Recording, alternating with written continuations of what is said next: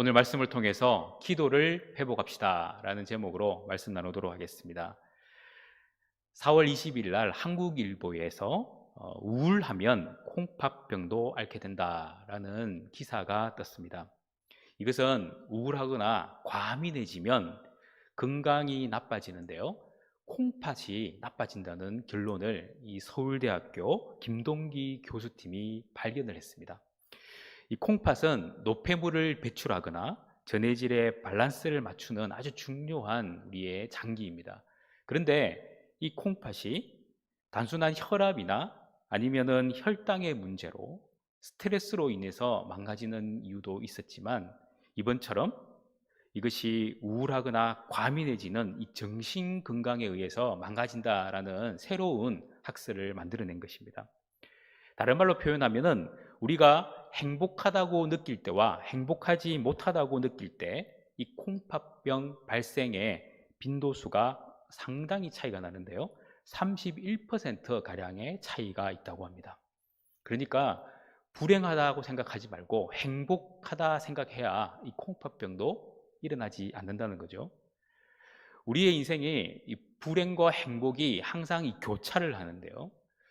과연 나에게도 이 불행이 계속 올까? 에휴, 뭐 설마 오겠나? 이런 생각하지만 결국 설마가 사람 잡고 불행이 사람을 잡습니다. 그래서 우리는 이 고난이 오고 불행이 올 때마다 이 고통을 겪는데요.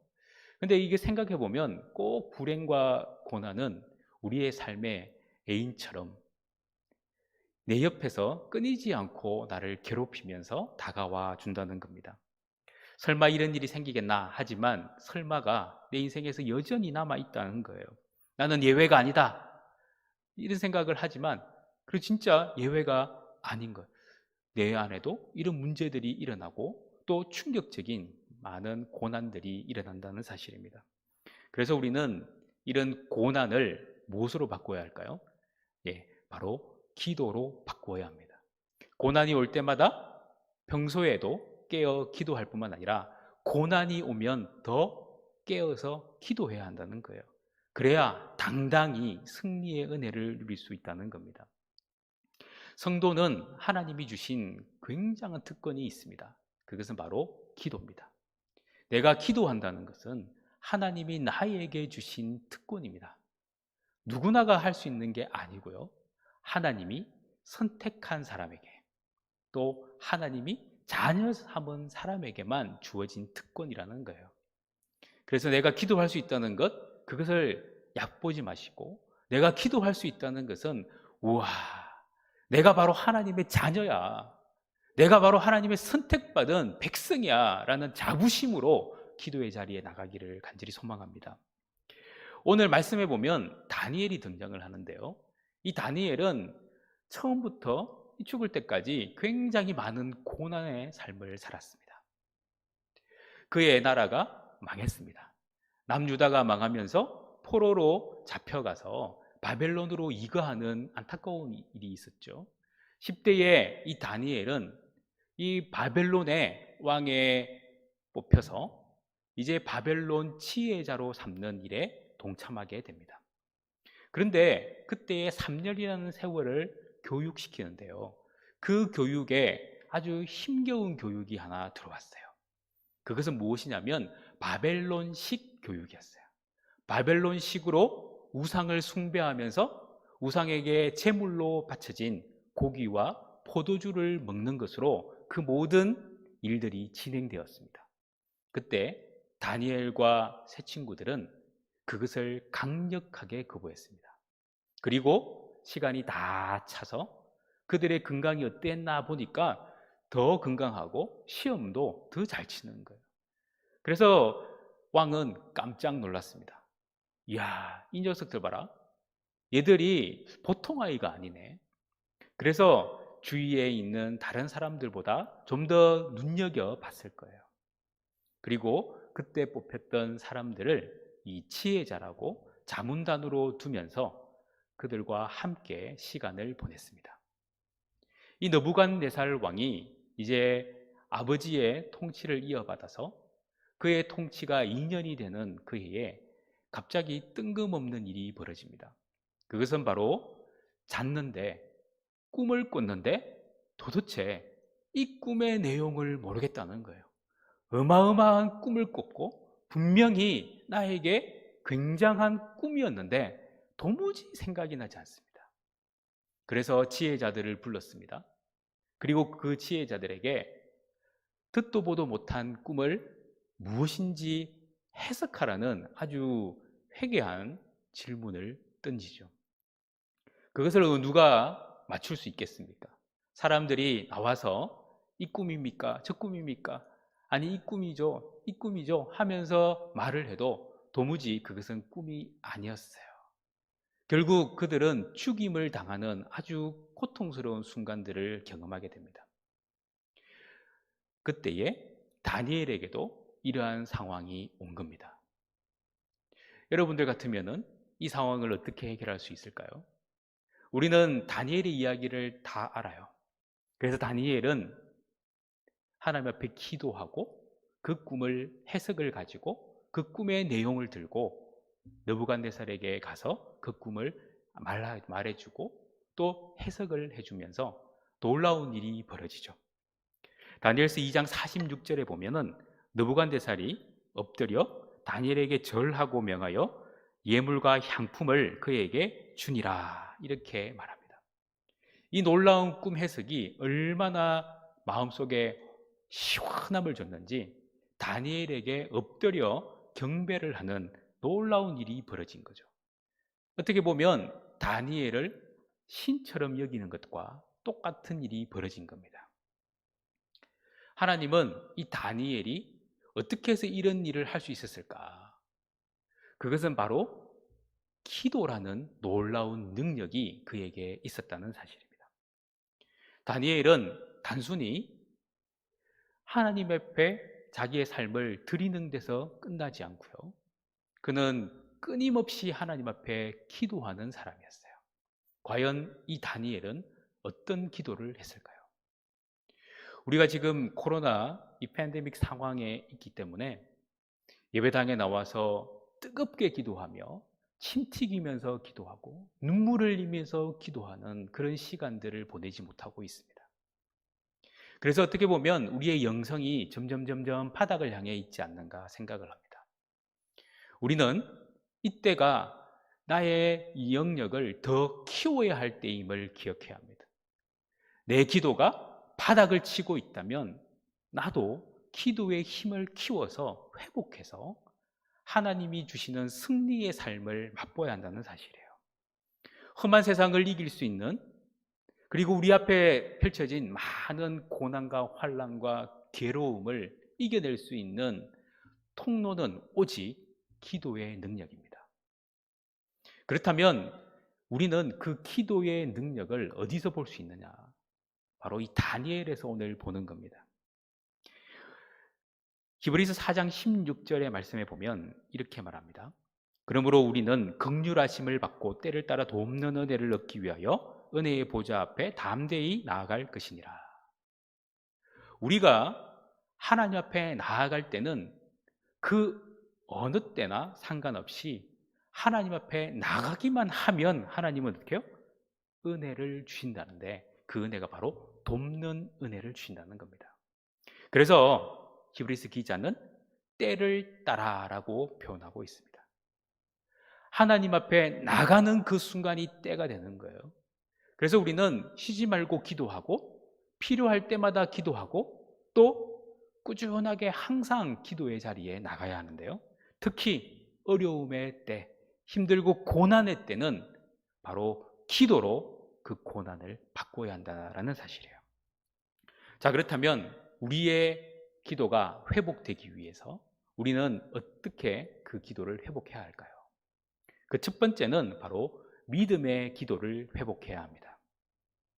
살아계신 하나님의 도우심을 경험하는 다니엘, 그는 새로운 하나님의 비전을 발견합니다.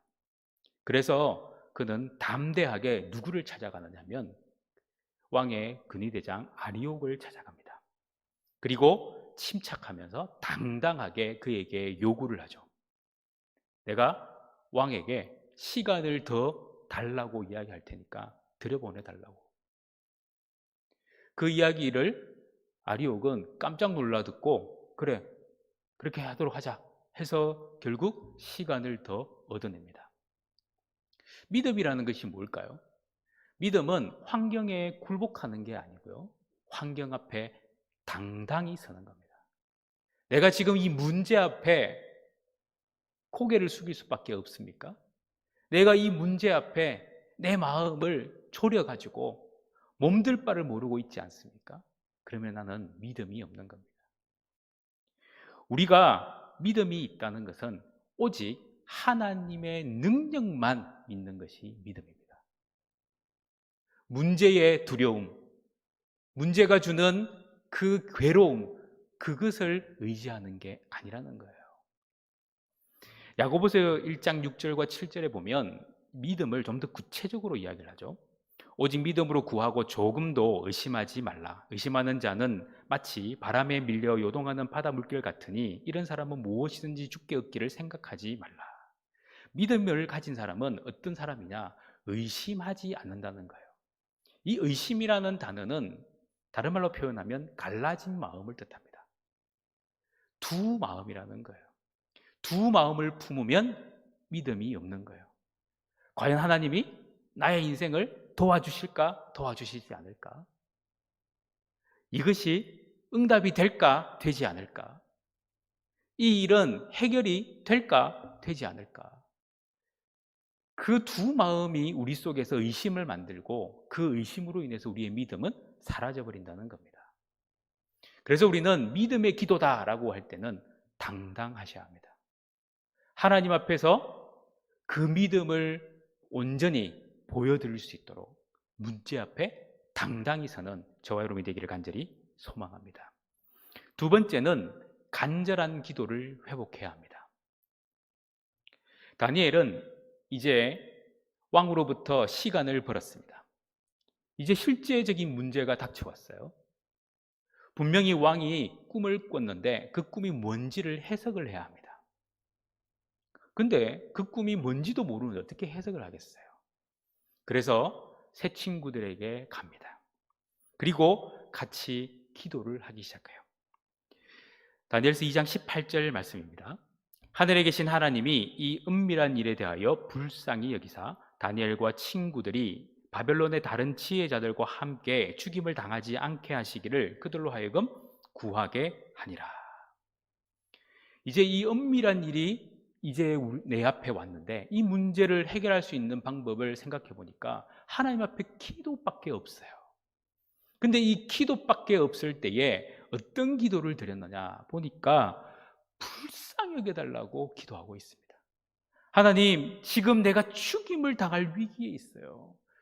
저들과 같이 죽지 않도록 나를 불쌍히 여겨 주옵소서.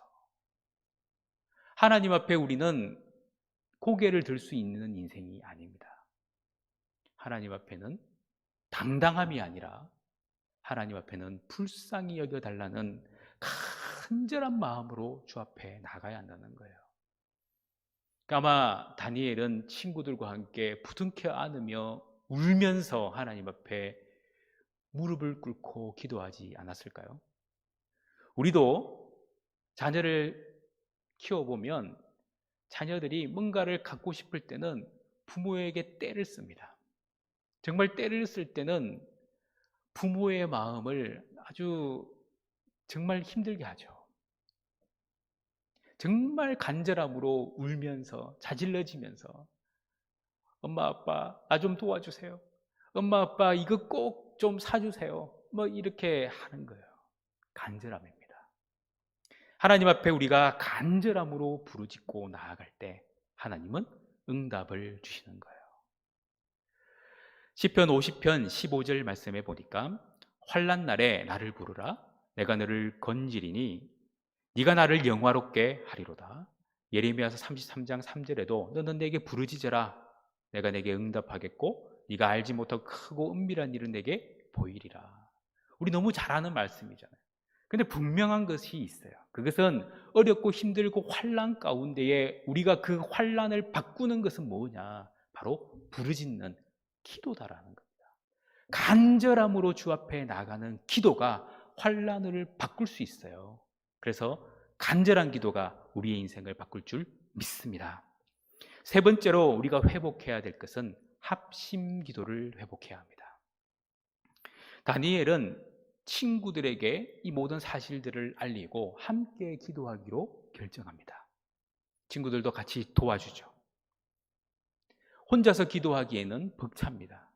이것을 해결하기에는 아직 역량이 부족한 거예요. 그래서 옆에 나를 도와줄 수 있는 사람이 필요한 것입니다. 예수님도 우리가 기도할 때에 혼자서 기도하는 것보다 두세 사람이 함께 기도하는 것에 말씀을 하셨어요. 마태복음 18장에 보니까 진실로 다시 너희에게 이르노니 너희 중에 두 사람이 땅에서 합심하여 무엇이든지 구하면 하늘에 계신 내 아버지께서 그들을 위하여 이루게 하시리라. 두세 사람이 내 이름으로 모인 곳에는 나도 그들 중에 있느니라. 주가 임하시는 곳, 바로 기도의 자리에 임하시는데요. 그 기도의 자리에 내 혼자 몸부림치고 기도할 때도 임하시지만 예수님이 우리에게 기도의 방법을 하나 주신 것은 함께 기도할 때 내가 임하겠다 말씀하셨습니다. 얼마나 감사한 일입니까? 여러분들의 기도에 도와줄 수 있는 중보자를 찾으십시오. 함께 손을 모으고 맞대고 기도할 수 있는 사람, 내가 카톡으로 아니 문자로 그에게 나의 기도 제목을 마음껏 알릴 수 있는 그 사람이 여러분 주위에 있다면 우리는 행복한 사람입니다. 모세가 아말렉과의 전투 가운데 있었습니다. 여호수아는 아말렉과 열심히 싸우고요, 모세는 산에 올라가서 기도의 자리에 있었어요. 나이가 들은 이 모세는 기도하기가 힘든 거예요. 손을 들고 하나님 도와주옵소서, 이 전쟁에서 이 전투에서 이기게 하여 주옵소서 기도했는데 점점점 손이 내려옵니다. 놀라운 일은 손이 내려오면 이스라엘 백성이 지는 거예요. 기도에 힘을 얻고자 손을 올리면 이스라엘 백성이 이기기 시작합니다. 더 감사한 일은 그 옆에 아론과 훌이 그 사실을 보고 있었던 거예요. 그들은 안 되겠다, 우리가 모세의 팔을 받치자, 모세와 함께 기도하며 이 상황을 이겨내자 하면서 모세의 두 팔이 땅에 떨어지지 않도록 쳐 올리다 보니까 전투는 이기게 되었습니다. 이것은 우리에게 많은 은혜를 주는 구절입니다. 왜냐고요? 바로 함께 기도하고 함께 힘을 모으면 역사는 일어난다는 사실입니다. 여러분의 기도에 응답하시는 하나님, 그 하나님은 내 혼자 몸부림치는 그런 기도를 원하시기도 하지만 함께 합심해서 기도하는 그 놀라운 기도의 은혜를 더 원하신다라는 거예요. 기도의 역사, 함께 기도의 은혜를 누려서 그 놀라운 축복을 경험하기를 간절히 소망합니다. 네 번째로 우리가 회복해야 할 것은 감사의 기도입니다. 다니엘은 수많은 일들을 겪었을 겁니다. 이제 나이가 꽤 많이 들었습니다. 시대도 바뀌었어요. 이제 바벨론에서 메데 바사 왕국으로 변화를 일으키면서 다리오 왕이 즉위를 합니다. 더 놀라운 것은 다니엘은 시대가 바뀌고 왕이 바뀌었는데도 신임을 받으며 총리의 자리에 올라갑니다. 그 큰 나라를 세 등분해서 총리를 한 사람씩 세워서 3명의 총리를 세웠는데 이 다리오 왕이 이제 우두머리 총리를 한 사람으로 세우겠다 결정을 하게 되죠. 그 우두머리 총리를 다니엘을 세우기로 결정을 하는 그 순간 다니엘에게는 많은 정적들이 등장을 합니다. 그래서 이 정적들은 다니엘을 어떻게 하면 끄집어내릴까? 뒷조사를 아무리 해봐도 다니엘에게는 틀 것만큼도 부정이 없는 거예요. 그래서 어떻게 할까 고민하다가 옳거니 이거다 싶었던 일이 있었습니다. 그것은 다니엘이 날마다 예루살렘을 향해서 기도하는 모습을 보았기 때문이에요. 그래서 왕을 꼬셔서 왕 이외에 그 어떤 누구에게도, 어떤 신에게도 기도하는 일을 금지하자. 그래서 30일 동안 그 어떤 사람에게, 신에게 기도하지 못하도록 하는 법을 만듭니다. 그러나 다니엘은 하나님 앞에 기도하기를 쉬지 않아요. 그 다니엘이 했던 그 기도의 시간, 그 순간을 성경이 기록을 하는데요. 다니엘서 6장 10절 말씀입니다. 다니엘이 이 조서에 왕의 도장이 찍힌 것을 알고도 자기 집에 돌아가서는 윗방에 올라가 예루살렘으로 향한 창문을 열고 전에 하던 대로 하루 3번씩 무릎을 꿇고 기도하며 그의 하나님께 감사하였더라. 저는 이 다니엘의 기도에 가장 핵심적이고 그리고 우리에게 충격을 주는 것이 무엇이냐면 목숨을 거는 기도를 하면서도 그는 하나님께 감사를 하였다라고 합니다. 감사의 기도는 목숨과 바꿀 수 있는 기도라는 거죠.